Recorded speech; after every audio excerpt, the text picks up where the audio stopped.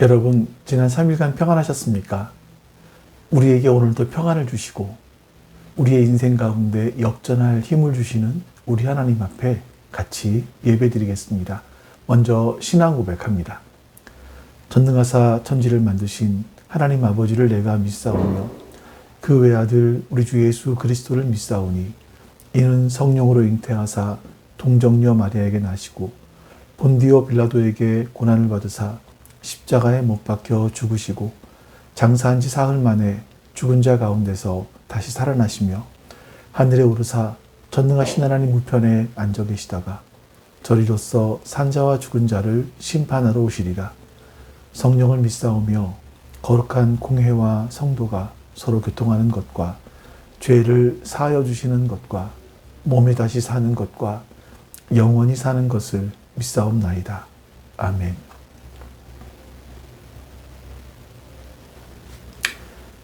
네, 이제 우리 같이 하나님을 찬송하겠습니다.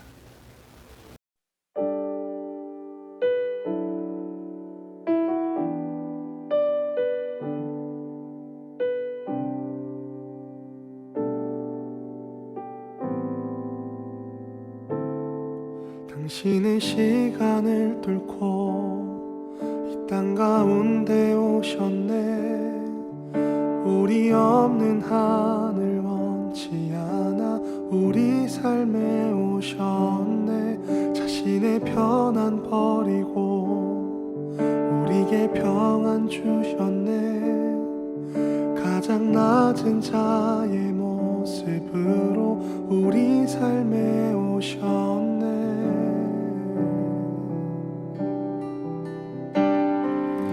하나님 우리와 영원히 함께 하시네. 꿈 없는 우리에게 그 나라 보여주시네. 연약한 자들의 친구가 되어주시고 힘없는 우리의 인생을 위로하시네.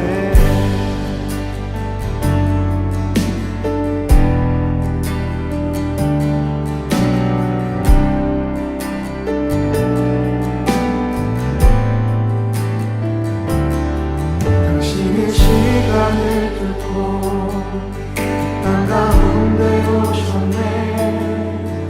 우리 없는 하늘 원치 않아 우리 삶에 오셨네.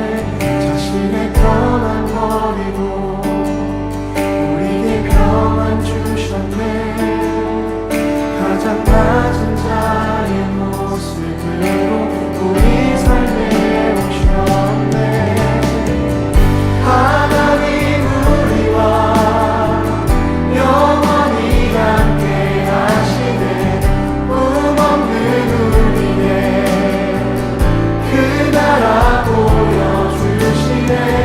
연약한 자들의 친구가 되어주시고 힘없는 우리의 인생을 위로하시네.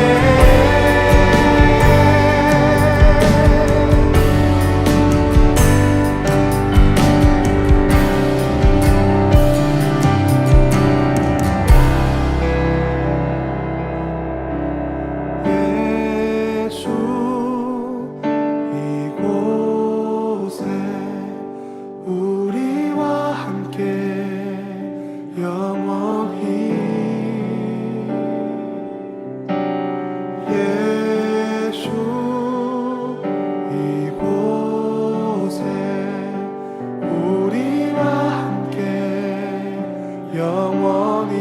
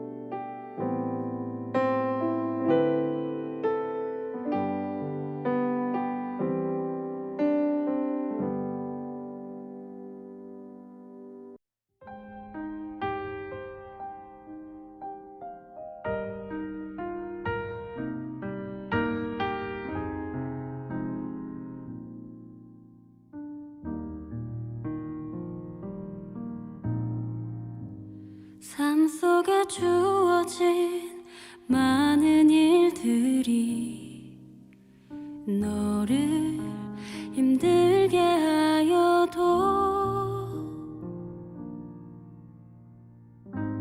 삶 속에 만나는 많은 일들이 거칠게 몰아쳐와도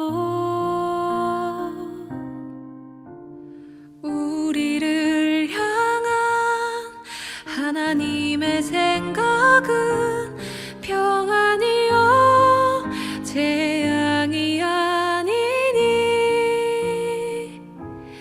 염려 말고 두려 말고 신실하신 주께 기도하라.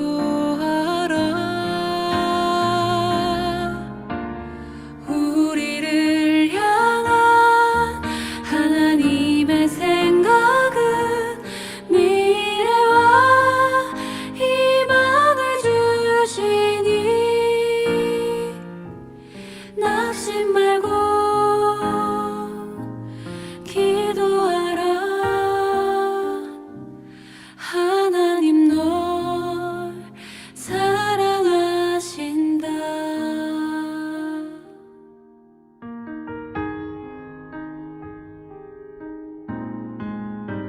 삶 속에 주어진 많은 일들이 너를 힘들게 하여도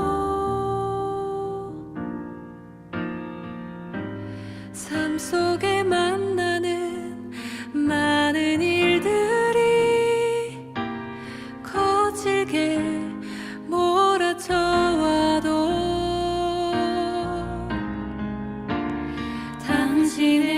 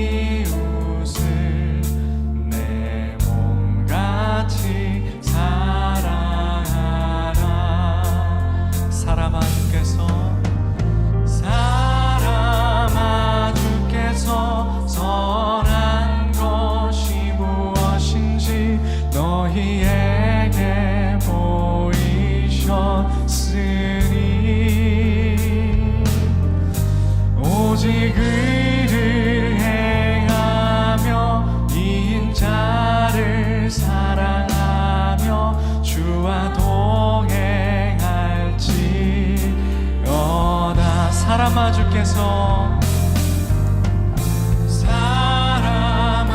주께서 선한 것이 무엇인지 너희에게 보이셨으니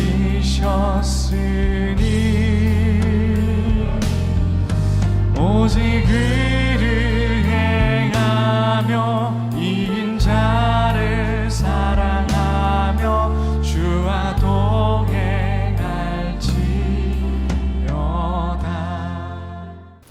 이제 우리 하나님 앞에 기도하겠습니다.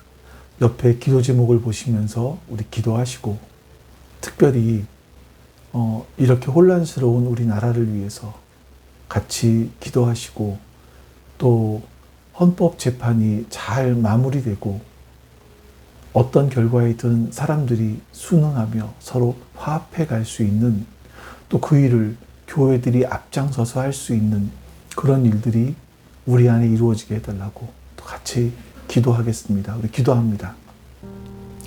내 사랑이 내 백성을 하나님께서 보기 못하니 내 모든 것 내어주고 나 그들을 얻으리라. 여호와께 돌아가자. 우린 돌아서도 그는 변치 않네. 여호와께 돌아가자. 우린 넘어져도 그 사랑 영원하네.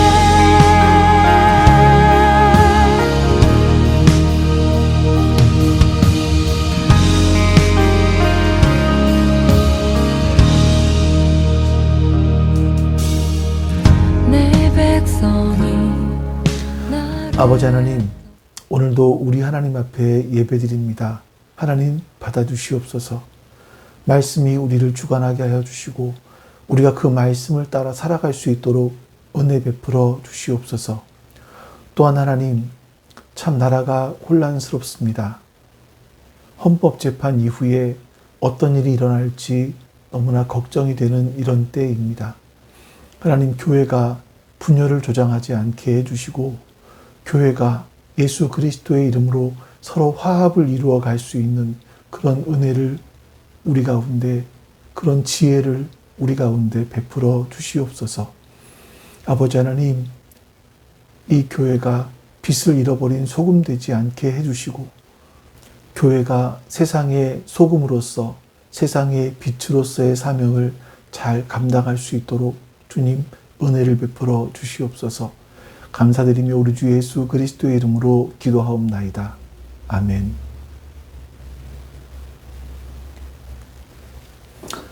네, 오늘 우리 하나님 말씀 보겠습니다. 하나님 말씀은 누가복음 9장 18절에서 27절까지입니다. 누가복음 9장 18절에서 27절입니다. 예수께서 혼자 기도하고 계실 때에 제자들이 그와 함께 있었다. 예수께서 제자들에게 물으셨다. 사람들이 나를 누구라고 하느냐? 그들이 대답하였다. 세례자 요한이라고 합니다. 그러나 엘리야라고 하는 사람도 있고 옛 예언자 가운데 한 사람이 살아났다고 하는 사람들도 있습니다. 예수께서 그들에게 물으셨다. 그러면 너희는 나를 누구라고 하느냐? 베드로가 대답하였다. 하나님의 그리스도이십니다. 그런데 예수께서는 그들에게 엄중히 경고하셔서 이것을 아무에게도 말하지 말라고 명하시고 말씀하셨다. 인자가 반드시 많은 고난을 받고 장로들과 대제사장들과 율법 학자들에게 배척을 받아 죽임을 당하고서 사흘날에 살아나야 한다. 그리고 예수께서 모든 사람에게 말씀하셨다. 나를 따라오려는 사람은 자기를 부인하고 날마다 자기 십자가를 지고 나를 따라오너라. 누구든지 제 목숨을 구하려고 하는 사람은 잃을 것이요 누구든지 나를 위하여 제 목숨을 잃는 사람은 목숨을 구할 것이다. 사람이 온 세상을 얻고도 자기를 잃거나 빼앗기면 무슨 이득이 있겠느냐. 누구든지 나와 내 말을 부끄럽게 여기면 인자도 자기의 영광과 아버지의 거룩한 천사들의 영광에 쌓여 올 때에 그 사람을 부끄럽게 여길 것이다. 내가 진정으로 너희에게 말한다. 여기에 서 있는 사람 가운데는 죽기 전에 하나님 나라를 볼 사람들도 있다. 아멘. 예수님께서 빵 5개와 물고기 2마리를 가지고 남자 성인들만 약 5,000명을 먹이셨습니다. 사람들은 예수님께서 그런 기적을 행하시는 걸 보면서 야, 이런 분을 우리의 왕으로 삼으면, 이런 분이 우리의 왕이 되어주면 우리는 로마로부터 독립하는 것만이 아니라 우리가 세계 최강의 부자가 될 수 있겠구나, 부자 나라가 될 수 있겠구나, 이런 생각을 하면서 예수님을 왕으로 세우려고 했었습니다. 하지만 예수님께서는 그 무리를, 자신을 왕으로 세우려고 하는 그 무리를 피해서 산으로 올라가셨고 거기서 기도를 하셨습니다. 그리고 그 자리에는 제자들이 함께 있었는데 예수님께서 그 제자들에게 이렇게 물으셨습니다. 18절 다시 보죠. 예수께서 혼자 기도하고 계실 때에 제자들이 그와 함께 있었다. 예수께서 제자들에게 물으셨다. 사람들이 나를 누구라고 하느냐? 이 질문이 참 중요한데요. 그 이유는 뭐냐면 빵 5개와 물고기 2마리를 가지고 남자 성인만 5,000명을 먹이시는 그런 기적 이후에, 표적 이후에 예수님이 하신 말씀이기 때문입니다. 다시 말하면 이 빵 5개와 물고기 2마리를 가지고 남자 성인들만 5,000명, 그러니까 전부 다 합치면 훨씬 더 많았겠죠. 이런 것들을 경험한 것보다 훨씬 중요한 게 무엇인가 하면 예수 그리스도가 어떤 분이신지를 정확하게 아는 것이다. 이것이 더 중요하다라고 말씀하시는 겁니다. 여러분, 우리는요, 기적과 같은 일들이 우리의 인생 가운데 일어나기를 원합니다. 그러나 여러분, 우리의 인생이 바뀌고 우리의 인생이 새로워지는 것은 기적과 같은 일 때문이 아니라 하나님의 말씀 때문입니다. 왜냐하면 히브리서에 있는 말씀처럼 하나님의 말씀은 살아 있습니다. 그리고 힘이 있습니다. 그 말씀은 어떤 칼보다 더 예리해서 더 날카롭기 때문에 사람의 속 마음을 꿰뚫고 우리의 혼과 영을 갈라내고 관절과 골수를 갈라놓을 수 있는 그런 말씀이고요. 그 말씀은 우리의 품은 생각과 그 의도까지 다 밝혀낼 수 있는 말씀이기 때문입니다. 그런데 마태복음과 마가복음에 보면 예수님께서 이 질문을 하신 곳이 가이사랴 빌립보였다라고 말씀해요. 여러분, 이곳은요, 요단강이 시작되는 곳입니다. 그리고 바로 그 뒤에는 팔레스타인에서 가장 높은 산인 2,000m가 넘는 헐몬산이 있는 곳입니다. 그 지역에 한 도시를 세우고 그 도시에 흰 대리석으로 아주 웅장하게 카이사르의 신전을 세웠습니다. 그리고 그 신전 중앙에는 카이사르의 조각상을 세웠죠. 그 의미는 로마의 황제 역시 다른 신들과 함께 신으로 숭배되어야 한다. 이런 뜻이었을 겁니다. 그리고 카이사르의 마을이다라는 뜻으로 가이사랴 이렇게 이름을 붙입니다. 근데 이 빌립이 자기 아버지인 그 헤롯 대왕이 동일하게 로마 황제를 위해서 이 지중해 연안에다가 카이사랴라는 도시를 지었기 때문에 그것과 구별하기 위해서 가이사랴 빌립보, 자기 이름을 더 넣어서 가이사랴 빌립보라고 이름을 지었습니다. 지금 예수님과 제자들이 서 있는 장소가 바로 이곳이었다라는 거죠. 앞에는요, 대리석으로 웅장하게 지어진 황제의 신전이 있습니다.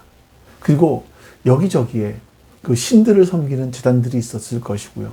그 신전을 지키는 황제의 병사들, 그리고 그 신전에 드나드는 사제들, 그리고 제사를 드리러 오는 사람들, 이 모든 사람들이 아주 화려한 옷들을 입고 있었을 겁니다.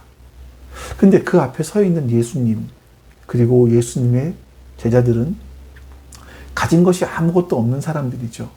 갈릴리 출신의 목수, 또 갈릴리 출신의 어부들, 세리, 열심당원, 이런 사람들이 바로 예수님의 12제자였고 이들은 모두 예수님과 함께 초라한 모습이었을 겁니다.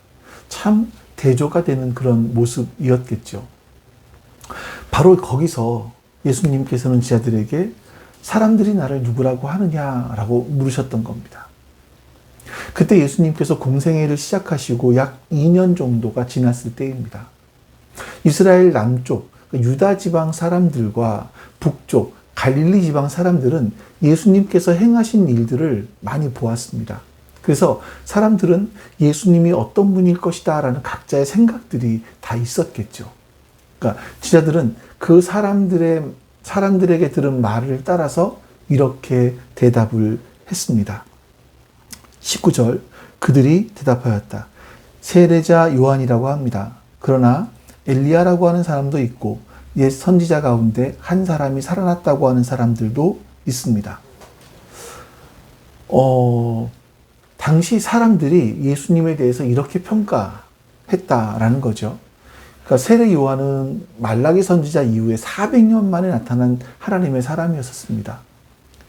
세례 요한의 메시지는 사람들에게 굉장히 큰 충격을 주었습니다. 사람들은 이 세례 요한의 메시지를 듣고 자신의 죄를 회개하면서 세례를 받기 위해서 요단강으로 몰려들었습니다. 그러니까 예수님이 이렇게 세례 요한과 버금갈 정도의 인물이었다라고 사람들이 생각을 했다는 거죠. 또 엘리야라고도 했는데 엘리야 선지자는요, 그 당시에 아합 왕과 이세벨 왕비가 그 바알 신들을 막 섬기고 있었을 때 하나님의 하나님 되심을 증명해냈던 사람입니다. 바알 선지자 450명과 겨루어서 이긴 선지자이죠. 뿐만 아니라 죽은 아이도 살려내기도 했었습니다. 사람들이 볼 때 바로 이 예수님은 이 바알 선지자와 버금갈 정도의 그런 분이다, 이렇게 평가를 했다는 것이고, 또 하나 옛 선지자라고 했던 것들은 아마 이 선지자들이 하나님의 말씀을 증거했던 것처럼 예수님도 그렇게 하나님의 말씀을 증거하는 사람이었다라고 그 예수님을 표현했던 것 같습니다. 하지만 여러분, 이거는 제 생각이지만 제자들이 사람들에게 들렸던 좋은 소문들만 가지고 예수님께 이야기를 했던 것 같아요. 사실은 사람들은 예수님에 대해서 포도주를 좋아하는 사람이다, 먹는 걸 탐하는 사람이다, 세리의 친구이고 죄인의 친구이다, 이런 말들을 사실은 더 많이 했었습니다. 그런데 사실 예수님께서 이런 질문을 하신 것은 사람들이 예수님을 어떻게 평가하느냐 이것보다 예수님과 2년 동안 함께 있었던 제자들은 나를 어떻게 이해하고 있는지 그 말을 듣고 싶으셨던 거죠. 자, 20절 말씀을 보겠습니다. 예수께서 그들에게 물으셨다. 그러면 너희는 나를 누구라고 하느냐? 베드로가 대답하였다. 하나님의 그리스도이십니다. 예수님과 제자들은요, 2년 동안 예수님과 함께 있었지만 사실 아직 예수님이 누구신지를 정확하게 알지를 못했었습니다. 어쩌면 제자들도 세례 요한이나 엘리야, 옛 선지자 중에 한 사람이었다는 그 사람들의 말에 동의했을지도 모르겠어요. 그런데 이때 베드로가, 그러니까 제자들을 대표하는 사람이었었겠죠. 이때 베드로가 하나님의 그리스도이십니다, 이렇게 고백을 합니다. 마태복음에 보면 선생님은 살아계신 하나님의 아들이십니다, 아들 그리스도이십니다, 이렇게 답을 했다고 기록되어 있죠. 여러분, 이 고백은요, 예수님에 대해서 정확하게 고백한 것입니다. 예수님을 바로 예수님이 누구신지 바로 이해하고 있었다라는 겁니다. 예수님께서는 그 구약에 수도 없이 많이 예언되어 있던 그 인류를 구원할 바로 그 메시아 그리스도이셨습니다. 그리스도라는 그 단어가 문자적인 의미로 봤을 때 기름 부음을 받았다라는 그런 의미가 있죠. 근데 이 구약 시대 때 기름을 부어서 직분을 주었던 사람은 세 종류였었습니다. 세 부류. 하나는 제사장, 하나는 선지자, 또 하나는 왕이었었습니다. 예수님이 그리스도가 되셨다라는 것은 이 세 가지의 직분을 예수님이 가지고 계신다. 이 직분을 감당하기 위해서 이 땅에 오셨다. 이런 의미가 그 안에 있는 겁니다. 제사장은 뭡니까? 죄를 범한 인간과 하나님 사이에 어떤 연결고리의 역할을 해주는 그런 사람이었죠. 제사장은 짐승을 잡아서 그 피를 가지고 또는 곡식을 가지고 이 죄를 지은 백성들을 대신해서 하나님께 나아가서 용서를 구했습니다. 근데 히브리서에 보시면 예수님은 영원한 제사장이 되어주셨기 때문에 단번에 자기의 피로 단번에 제사를 드렸다. 그리고 완전한 제사를 드려서 우리의 죄를 구속하셨다라고 말씀해요. 제사장의 제사는 유한하기 때문에, 완전하지 않기 때문에 계속 반복되어야 됐지만 예수님은 그 단번에 피 흘리심으로 우리의 죄를 완벽하게 용서하셨다라고 말씀하고 있습니다. 또 선지자는 하나님과 죄를 범한 인간들 사이에서 또 역시 연결고리 역할을 해주는 그런 사람이었습니다. 그 도구가 뭐냐면 선지자는 말씀이었고 제사장은 제사였었죠. 예수님께서는 이 땅에서 하나님 나라의 진리를 전하셨습니다. 예수님은 33년 동안 사시면서 그 중에 공생애는 단 3년밖에 없었습니다. 3년 동안 예수님은 하나님 나라의 말씀을, 복음을 전하신 거죠. 그러나 예수님은 학자도 아니셨었고 또 한 권의 책도 쓰시지 않으셨습니다. 그런데 예수님의 이 말씀이 지난 2000년 동안 인류의 역사를 바꾸어 놓았고요. 수많은 사람들의 인생을 바꾸어 놓았고요. 그 사람들에게 영원한 생명을 주셨습니다. 왜냐하면 예수님의 말씀이 영원한 생명의 말씀이기 때문에 그런 거죠. 그리고 왕은 다스리는 사람을 말합니다. 예수님은 유다의 독립을 위해서 또 로마 황제의 자리에 올라서 로마를 통치하기 위해서 이 땅에 오신 분이 아니었었습니다. 예수님께서는 예수님의 피로 말미암아 우리를 영원히 살리시고 우리를 영원히 다스리기 위해서 이 땅에 오신 겁니다. 그리스도라는 말 속에는 바로 이런 세 가지의 의미가 들어있고 예수님은 이런 세 가지의 일들을 하시기 위해서 이 땅에 오신 분이다라는 겁니다. 자, 그럼 이제 하나님께서는 우리에게 물으실 겁니다. 여러분에게 예수님은 누구십니까? 예수님은 베드로에게 너는 나를 누구라고 하느냐라고 물으신 것처럼 우리에게도 동일하게 너는 나를 누구라고 생각하느냐라고 물으실 거예요. 여러분은 어떻게 생각하시겠습니까? 성경에는 큰 두 가지의 신앙 고백이 나오고요. 또 우리는 사도신경을 또 신앙의 고백으로 하고 있습니다. 성경에 나오는 신앙 고백 첫 번째는 베드로의 신앙 고백. 주는 그리스도시요 살아계신 하나님의 아들이십니다. 이 고백. 또 하나의 고백이 있습니다. 바로 도마의 고백이에요. 여러분은 베드로의 고백과 도마의 고백, 사도신경의 고백, 이 고백 중에 어떤 한 가지 또는 이 모든 것들을 여러분의 경험을 통해서 실제로 하나님 앞에 하실 수 있어야 돼요. 그럼 도마의 고백을 조금 더 말씀드려 보겠습니다. 예수님께서 십자가에 돌아가시기 전에 제자들에게 말씀하신 것처럼 예수님은 죽으시고 부활하셨습니다. 그럼에도 불구하고 제자들은 유대인들이 두려워서 숨어 있었죠. 예수님께서는 제자들이 숨어 있는 그 곳까지 찾아가셔서 당신이 부활했음을 보여주셨습니다. 그리고 그들에게 다시 한번 소명을 말씀해 주셨죠. 근데 아쉽게 그 자리에 도마가 없었습니다. 도마는 예수님이 부활했다라는 생각은 꿈에도 하지 못했었습니다. 그리고 그냥 그 성격상 어딘가 혼자 숨어 있었을 것 같아요. 그 후로 도마는 다른 제자들로부터 예수님이 부활했다라는 그 목격담을 들었습니다. 하지만 그는 믿을 수가 없었어요. 그래서 내 눈으로 예수님의 손에 난 못자국을 보고 내 손가락으로 그 예수님의 상처난 곳에 손을 넣어봐야지만 난 믿겠다. 상식적으로 죽은 사람이 살아날 수 없지 않느냐. 이제 이런 이야기를 했던 것 같습니다.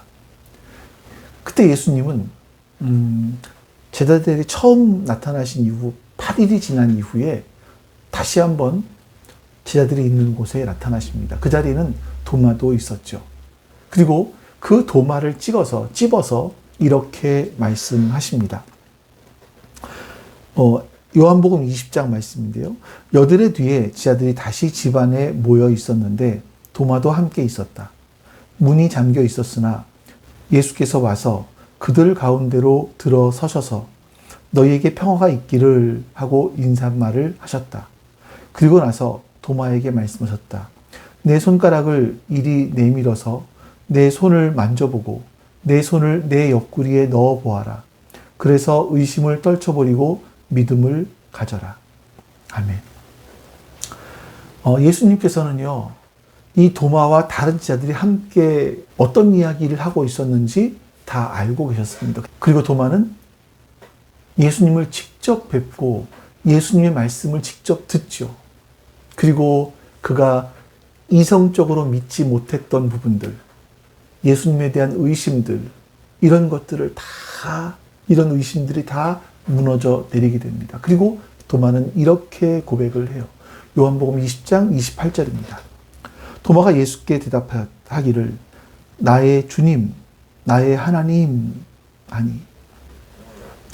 이 고백은 참 여러분 놀라운 고백입니다. 신약 성경에서 예수님을 메시아로, 그리스도로, 하나님의 아들로, 인자로, 다윗의 자손으로, 하나님의 어린 양으로 이렇게 표현하는 고백들은 있었습니다. 근데 유일하게 도마는 예수님을 하나님으로 고백해요. 자, 먼저 도마가 고백한 걸 보니까 예수님을 가리켜서 나의 주님이라고 고백합니다. 우리가 지금 시대에 주님이라고 고백하는 것은 그 의미가 많이 희석되어 버렸지만 그 당시에 나의 주님이라고 고백한다라는 것은 나는 당신의 종입니다라는 뜻이에요. 그러니까 종이라는 것은 자신의 뜻과 자신의 계획대로 살아가는 존재가 아니라 주인의 뜻과 주인의 말씀에 순종해서 살아가는 존재라는 겁니다. 이제 자신은 나의 주인 되신 예수님의 말씀에 그 뜻에 순종하며 살아가겠다라고 고백하는 거죠. 그리고 그 인간 예수님, 부활하신 예수님이지만 그 인간 예수님을 나의 하나님이라고, 나를 창조하신 분이라고 믿겠다라고, 믿어진다라고 고백하는 겁니다. 만약 도마가 난 예수님의 손에 난 못자국을 내 눈으로 봐야 되고 그 손가락을 넣어보지 않고 믿지 않을 거야 라고 말했을 때 예수님께서 그 모습을 보시고 야, 쟤는 안 되겠네 이렇게 생각하시고 포기하셨다면 도마는 이런 고백을 더 이상 할 수 없었을 겁니다. 하지만 예수님은 도마를 포기하지 않으셨습니다. 그 예수님이 우리의 주님이시고 우리의 하나님이 되십니다. 예수님은 우리를 포기하지 않으시고 우리에게도 찾아오십니다. 그래서 예수님은 언제나 우리의 소망이 되시는 거예요. 여러분, 우리 역시 살아계신 예수님을 직접 경험하셔야 됩니다.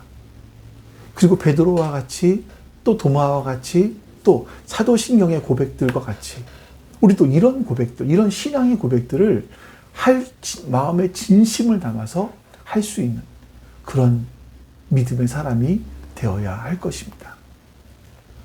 또 예수님께서는 베드로로부터 이런 고백을 들으시고 난 다음에 아직은 아무에게도 알리지 말아라 하시면서 앞으로 어떤 일들이 일어나게 될 것인지를 말씀하시는데 22절입니다.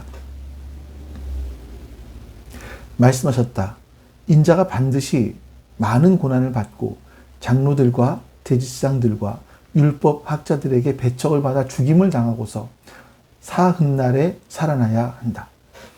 자, 여러분들, 여기서 이 말씀에서 딱 두 가지만 더 하면 뭐냐면 예수님은 동정녀 마리아에게서 태어나시고 그리고 예수님은 재림하실 것이다.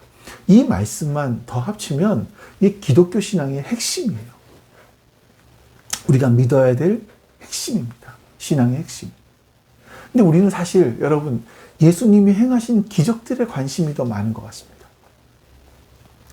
그 엄청난 바람이 휘몰아치던 갈릴리 호수에서 말씀만으로 그것들을 잠잠케 하신 그 예수님.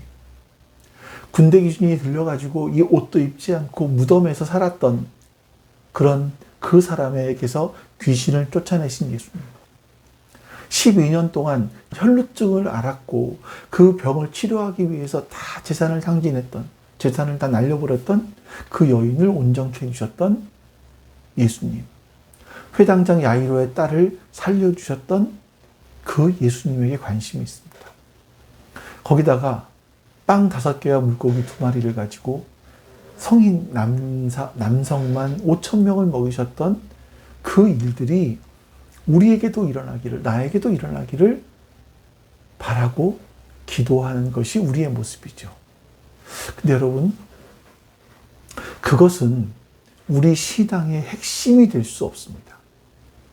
그런 것들은 다른 종교, 어떤 이단들에게서도 심지어 미신을 믿는 사람들 사이에서도 이런 기적들은 일어날 수 있어요. 하지만 하나님이 인간이 되시고 그분이 나의 죄를 위해서 고난받으시고 죽으시고 부활하시고 재림하실 것이라는 그 고백은, 그 사실은 다른 어떤 종교에도 없습니다. 그래서 우리가 그 신앙의 핵심을 담아서 사도신경으로 고백하는 거예요. 거기서 이렇게 고백하지 않습니까? 그 외아들 우리 주 예수 그리스도를 믿습니다. 그분은 성령으로 잉태하셨고 동정녀 마리아에게서 나셨습니다. 그리고 본디 오빌라도에게 고난을 받으셔서 십자가에 못 박혀 죽으셨습니다.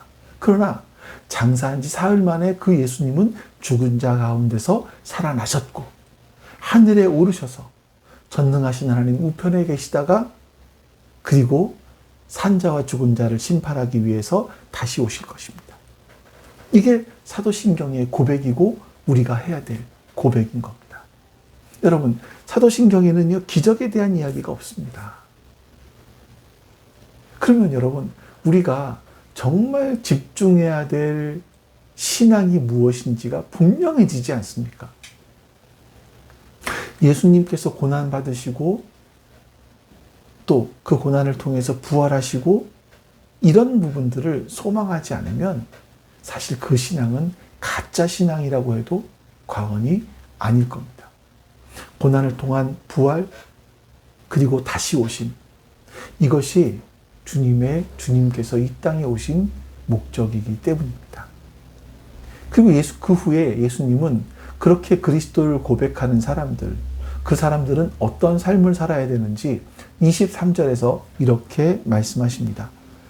그리고 예수께서 모든 사람에게 말씀하셨다. 나를 따라오려는 사람은 자기를 부인하고 날마다 자기 십자가를 지고 나를 따라오너라. 예수님을 따르는 사람의 가장 뚜렷한 특징이 있다면 자기를 부인하는 삶을 사는 사람입니다. 자기를 부인하고 삶을 사는 사람은 자신을 인생의 중심에 두는 것을 버립니다. 자신만을 위해 사는 것을 뛰어넘습니다. 또 자신이 더 많이 가지거나 더 높은 자리에 가면 하나님께서 더 좋아하실 것이라는 어떤 세속적인 가치관, 그런 기준들을 버립니다. 그리고 하나님 안에서, 하나님 말씀 안에서 영원한 생명의 가치관을 붙잡고 살아가게 되는 겁니다. 예수님께서는 자기를 부인하라는 말을 다시 강조해서 자기 십자가를 지라 이렇게 말씀하시죠. 많은 사람들이 이 자기 십자가를 진다라는 걸 굉장히 많이 좀 오해를 합니다. 예수 믿지 않는 배우자, 나에게 속을 썩이는 자녀가 내 십자가야, 나를 귀찮게 만드는 내 가족, 시댁, 처가, 이게 내 십자가야, 이렇게 말을 하기도 합니다. 그러나 여러분, 십자가는요, 내가 사랑하고 품어야 될 대상을 말합니다. 십자가는 사형 도구예요. 그 십자가에 나를 매다는 겁니다. 내 세속적인 가치관, 이 병든 이기심, 주님의 도움을 받아서 어떻게든 성공하려고 하는 이런 자기 야망, 하나님 없이 마음대로 살아보려고 하는 그런 내 욕망, 이런 것들을 십자가에 못 박아 버리는 것을 십자가를 지라, 이렇게 말씀하시는 겁니다. 근데 주님께서는 그 십자가를 날마다 지라고 말씀하세요. 여러분, 바르게 살아보려고 하는 그리스도인들 치고 내가 십자가를 지어야 되는데 라고 생각하지 않은 사람들은 없을 겁니다. 그러나 여러분, 이 자기 십자가를 진다라는 게 어려운 것이 뭐냐면 한 번, 두 번 십자가를 졌다고 끝나는 것이 아니라는 거예요. 날마다 십자가를 져야 하기 때문입니다. 하루라도 우리가 자기를 부인하고 자기 십자가를 짓지 않으면요, 우리는요, 주님의 뜻이나 주님의 말씀의 인도하심과는 전혀 다른 삶을 살아갈 수밖에 없는 그런 존재이기 때문에 그래요. 그래서 바울은요, 나는 날마다 죽는다, 이렇게 고백을 하기도 했었습니다. 여러분, 언젠가 주님께서, 하나님께서 우리를 부르실 겁니다. 우리가 그날 하나님 앞에 서겠죠. 하나님께서는 우리가 얼마나 많이 가졌는지를 묻지 않으실 거예요. 우리가 얼마나 높은 자리에 올라섰었는지를 묻지 않으실 겁니다. 또한 얼마나 많은 업적을 쌓았는지, 얼마나 오래 살았는지를 묻지 않으실 겁니다. 그 모든 것들은요, 하나님께서 우리에게 주신 거예요. 우리의 생명도 하나님께서 허락하신 기간만큼이죠. 하지만 주님께서는 우리에게 이렇게 물으실 겁니다. 내가 보낸 너의 삶의 자리에서 너는 얼마나 자기를 부인했니? 너는 얼마나 자기 십자가를 졌니? 그렇게 물으실 겁니다. 그때 우리 모두가 하나님으로부터 너는 정말 자기를 부인하는 삶, 자기 십자가를 지는 삶을 살아서 너무나 고맙다, 정말 잘했다 라는 그런 칭찬을 듣게 되었으면 좋겠습니다. 정말 그렇게 되었으면 좋겠습니다. 그리고 예수님은 자기를 부인하는 사람은 어떻게 되는지를 이렇게 말씀하세요. 24, 25절. 누구든지 제 목숨을 구하려고 하는 사람은 잃을 것이요, 누구든지 나를 위하여 제 목숨을 잃는 사람은 목숨을 구할 것이다. 사람이 온 세상을 얻고도 자기를 잃거나 빼앗기면 무슨 이득이 있겠느냐. 여러분, 이 말씀을요, 목숨이 중요하지 않다거나 아니면 다른 무엇보다 목숨이 중요하니까 어떻게든지 살아남아야 된다, 이걸 강조하기 위해서 하신 말씀이 아니죠. 이 땅에서의 삶도 중요하지만 죽음 이후에 그 영원한 삶이 있다, 이거를 예수님이 강조하고 싶어 하는 거 아니겠습니까? 그리고 26절에서 이렇게 말씀하세요. 누구든지 나와 내 말을 부끄럽게 여기면 인자도 자기의 영광과 아버지의 거룩한 천사들의 영광에 쌓여올 때에 그 사람을 부끄럽게 여길 것이다. 누구든지 나와 내 말을 부끄러워하지 않고 자랑하면 예수님께서도 재림하실 때 하나님 앞에서, 천사들 앞에서 그 사람을 자랑할 거라고 강조하시는 겁니다. 여러분, 앞에서 제가 예수님과 제자들이 이 대화를 나눈 곳이 가이사랴 빌립보였다고 말씀을 드렸어요. 우리 로마의 역사를 잠깐 보면 옥타비아누스가 안토니우스를 악티움 해전에서 물리칩니다. 그리고 마침내 로마를 통일하죠. 그리고 로마 제국의 1인자가 되었습니다. 그리고 나서 그는, 이 옥타비아누스는 원로원으로부터 아우구스투스, 그러니까 존엄한 자라는 그 칭호를 받게 됩니다. 그래서 로마 제국의 첫 번째 황제가 되는 거예요. 이 아우구스투스가 통치하던 때로부터 약 200년 정도의 기간 동안은요, 이방인의 침입이 없었습니다. 내란도 거의 없었고요. 수출과 수입, 이런 것들이 로마 제국 안에서 참 잘 이루어졌었습니다. 그래서 많은 도시들이 번영하고 평화로웠습니다. 후대의 사람들은 그때를 가리켜서 팍스 로마나, 로마의 평화라고 부릅니다. 이 당시 로마 제국에 속한 그런 나라들은 로마가 모두 점령하지 않았습니다. 그러니까 자신들의 통치권을 로마 제국에 스스로 맡긴 나라들도 제법 있었습니다. 왜냐하면 로마 제국 속에서 누리는 혜택이 더 컸기 때문이었죠. 그래서 로마 제국 속에 속해 사는 사람들은 그 안정감에 감사했었습니다. 그때로부터 시작해서 자연스럽게 로마 황제를 숭배하는 사상이 일어나기 시작했어요. 근데 특이했던 것은 위에서부터 시작된 것이 아니라 아래 밑에서부터 자라나기 시작했다라는 겁니다. 로마 황제를 위한 신전이 처음 세워진 때가 주전 29년 버가모에서였습니다. 로마 시민들은요, 예외 없이 1년에 한 번씩 이 카이사르의 신전에서 분향을 해야 됐고, 카이사르가 주님입니다 라고 이렇게 고백을 해야 됐었습니다. 이 고백을 듣고 증명서를 하나 써줘요. 이 증명서는 마치 로마 시민의 신분증과 같아서 이 증명서가 있어야 공무원도 될 수 있고 시민증도 받을 수 있고 장사도 매매도 할 수가 있었습니다. 근데 그리스도인들은 이 증명서를 받지 못했었습니다. 아니, 받을 수가 없었던 거죠. 왜냐하면 이 그리스도인들은 카이사르가 주님이시다 이게 아니라 그리스도가 나의 주님이십니다 이렇게 고백을 하는 사람들이었기 때문에 그렇습니다. 로마가 주는 평화가 아니라 그리스도께서 주시는 그 평화를 소망하는 사람들이 초대교회 그리스도인이었기 때문에 그렇습니다. 초대교회 그리스도인들은 실제로 이렇게 살았어요. 주 64년 7월 18일 로마 시내에 굉장히 큰 화재가 일어났습니다. 화재는 일주일간 계속되었고요. 로마시 전역 14개 가운데 10개 지역에서 불이 일어났고 로마를 막 완전히 휩쓸어 놓았습니다. 당시 역사가들은요, 험악한 사람들이 불을 끄지 못하게 막았다. 누군가의 지시를 받은 것처럼 횃불을 던졌다.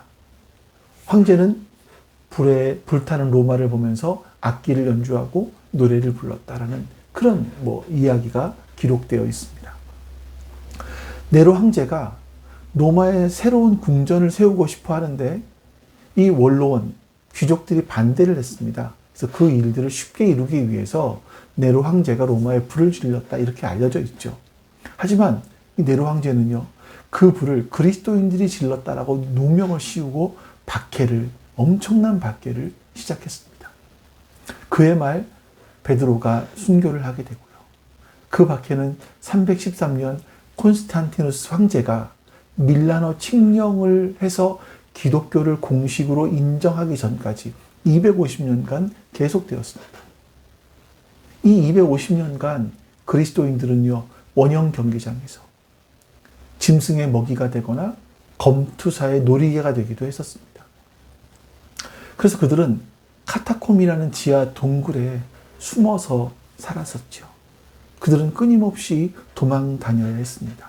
그 이유는 그리스도인들에게는 카이사르가 나의 주님이시다라는 그런 증명서가 없었기 때문입니다. 그들은 그 이유로 말미암아 정말 가난한, 극심한 가난 속에서 삶을 살아야 했던 겁니다. 예수님께서는요, 제자들과 그리스도인들이 앞으로 그 긴 박해의 터널을 지나야 되는 것을 알고 계셨습니다. 그래서 주님을 부끄러워하지 않고 자랑하면 주님도 그 사람을 하나님 앞에서 자랑할 것이다 라고 말씀하신 겁니다. 세속의 영광을 위해서 육신의 목숨을 살리려고 하면 영원한 생명을 잃을 것이고, 주님의 말씀을 지키다가 비록 육신의 생명을 잃게 된다 할지라도 영원한 생명을 얻게 될 것이라고 예수님께서는 이렇게 우리에게 말씀하십니다. 그때나 지금이나 삶의 원리는 똑같습니다. 세상은 어떻게 해서든지 자기 목숨을 구원하라고 해요. 또 무슨 짓을 해서라도 온 천하를 얻으라고 합니다. 그러나 예수님께서는 너희가 목숨을 잃으면 영원한 생명을 얻을 것이고, 온 세상을 얻어도 자기 목숨을 잃으면 아무 의미가 없다, 이렇게 말씀하십니다. 세상은 끊임없이 우리에게 자기를 포장하고 스펙을 화려하게 하고 자기를 과시하라고 말합니다. 하지만 예수님은 자신을 부인하라고 말씀하시죠.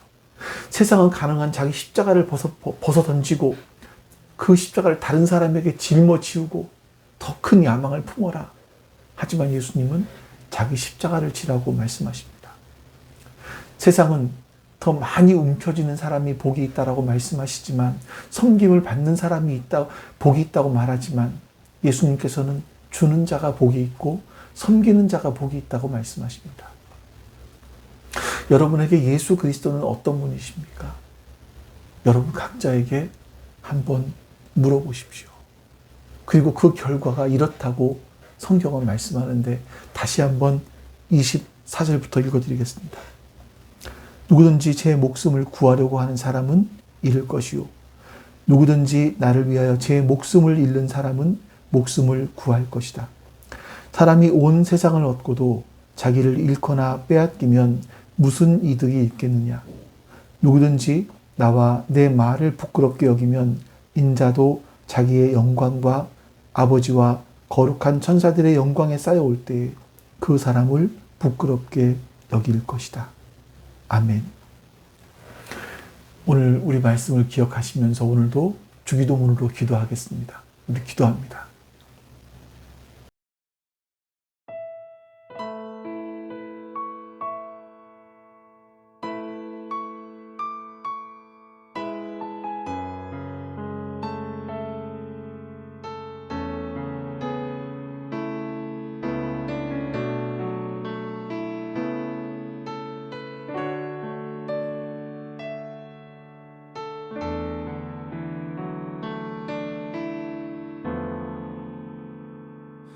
나의 백성이 다 겸비하여 내게 기도하며 나의 얼굴을 구하여서 그 악한 길 떠나며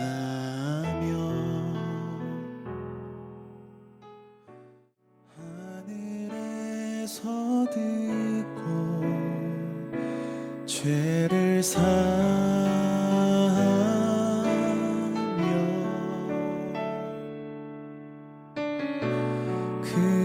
그들의 땅을 고치리라.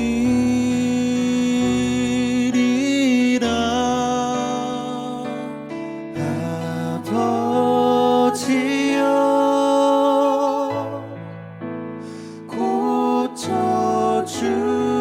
고쳐주소서.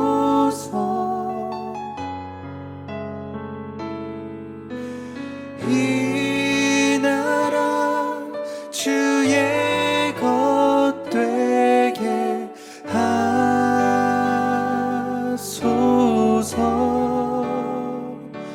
주 하나님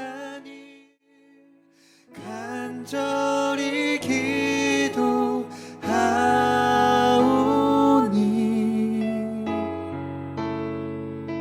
상한 이 땅 새롭게 하소서.